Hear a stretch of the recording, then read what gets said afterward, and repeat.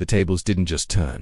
They were meticulously engineered to crush the very person who thought they were untouchable. Let's call him Mark. For years, Mark was the architect of my misery in a job I once loved. He was my manager, a master of subtle digs, stolen credit, and the kind of psychological warfare that leaves no visible scars but corrodes your soul day by day. He'd forget to invite me to crucial meetings, then chastise me for being uninformed. He'd praise my work in private, only to present it as his own in front of senior leadership. My confidence was in tatters.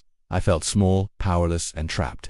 Every Sunday night, a wave of dread would wash over me, the thought of facing another week under his thumb almost unbearable. I complained to HR, of course. I documented everything. But Mark was slick.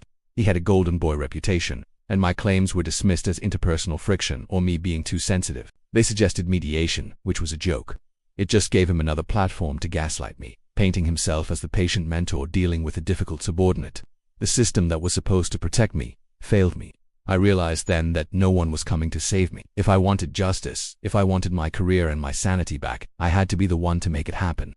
That's when the anger and despair started to solidify into something else, a plan. A cold, calculated, long-term plan. I knew I couldn't beat him on his turf, not in that department. So, I started looking sideways. I began networking with people in other divisions, taking on cross-departmental projects, and showcasing my skills where he couldn't cast his shadow over them. I became a sponge, absorbing knowledge about every facet of the company. I took online courses in project management and data analytics, arming myself with qualifications that made me undeniably valuable. While Mark was busy playing his petty power games, I was building an arsenal. I worked late not because he told me to, but for myself. Every extra hour was an investment in my escape and, eventually, my revenge. I was playing chess while he was playing checkers. My break came in the form of a new strategic initiative led by a vice president I had impressed on a side project. It was a high-stakes, high-visibility role in a different division. I applied, and I got it. The day I handed in my resignation to Mark was one of the sweetest moments of my life. The look on his face, a cocktail of shock and annoyance, was priceless. He tried to downplay it, saying things like, "Well, good luck. It's a tough world out there," but I could see the flicker of panic. His best workhorse, the one he took all the credit for, was leaving.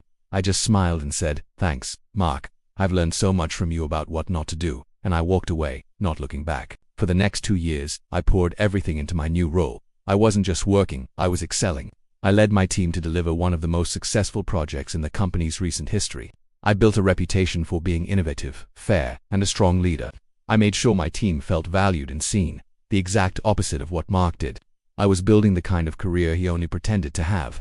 I climbed the ladder, earning a promotion, and then another. I was no longer the timid employee who was afraid of her own shadow. I was a respected director, with a track record of success and a network of allies. I never forgot about Mark, but he became a distant memory, a footnote in my story of success. Or so I thought. Then came the email that changed everything. Our company was undergoing a major restructuring. Departments were being merged to streamline operations. My high-performing division was set to absorb a less effective one to improve its output. You can probably guess which one. As I read the list of employees who would now be reporting into my organizational chart, I saw his name, Mark. My heart didn't pound with fear or anger. Instead, a slow, cold wave of calm washed over me. The universe had just delivered the ultimate punchline. The chessboard was set, and this time, I was the one controlling all the pieces. The initial meetings were a masterclass in awkwardness. Mark tried to act like we were old buddies, clapping me on the shoulder and talking about the good old days. I maintained a polite, professional distance. I treated him exactly as I treated every other new member of my team. I laid out my expectations, my performance metrics, and my vision for the department. I saw the dawning horror in his eyes as he realized his old tricks wouldn't work here. There was no one to charm, no credit to steal, no junior employee to intimidate. There was only me, his new boss, the woman whose career he tried to torpedo, now holding his fate in my hands. The power flip was absolute. When he'd miss a deadline, there was no room for excuses.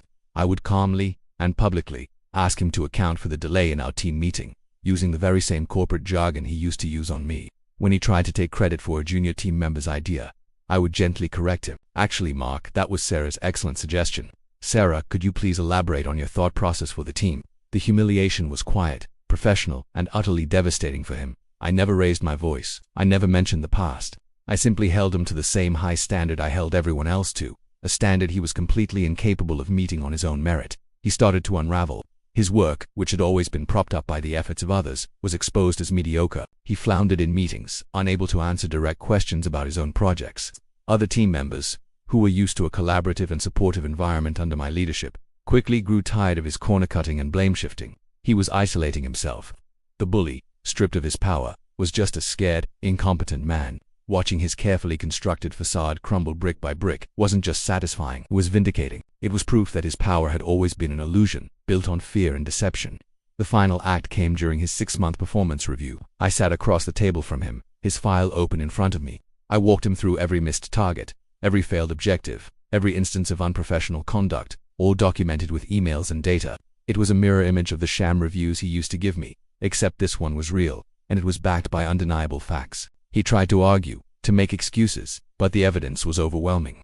I placed him on a formal performance improvement plan, the ultimate corporate death sentence. I told him, in the most professional tone I could muster, that if there wasn't a significant, measurable improvement in the next 90 days, we would have to explore other options. He knew exactly what that meant.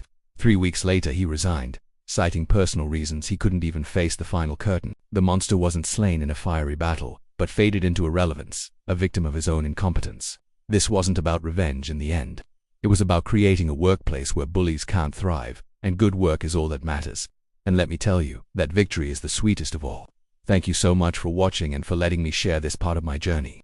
If you've ever faced a situation like this, know that you are not powerless. If you enjoyed this story, please hit that like button, subscribe for more content, and share your own stories of triumph in the comments below. I read every one. Until next time, stay strong and keep building your own success.